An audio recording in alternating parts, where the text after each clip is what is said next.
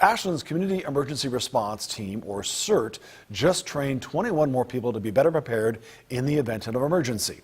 Newswatch 12's Andrea Shepard spent the day at that CERT training, and she shows us how more than 20 new volunteers are gearing up for a huge disaster.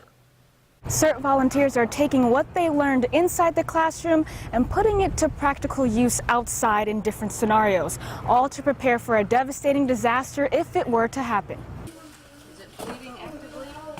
Today, 21 trainees are pretending like the big one has finally come. The massive earthquake scientists say is overdue for the Oregon, California, and Washington coasts. CERT base, we have 7 delayed, 3 immediate. The Community Preparedness Coordinator for Ashland Fire Rescue says there are about 21,000 people who live in Ashland and only 30 first responders with Ashland Fire Rescue.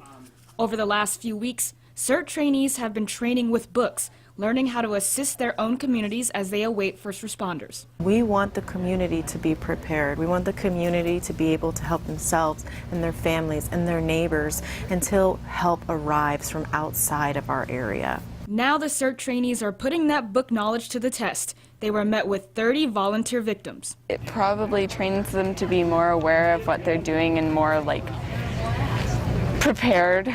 They had a wide array of injuries, from broken bones to even someone with her intestines outside of her body, making the mock disaster as realistic as it can get. It's a little harrying because you can go through the classroom training and think you know what you're supposed to do based on the words in the book, but going through this, it's like real life. CERT hopes if the big one does strike, the community will be better prepared.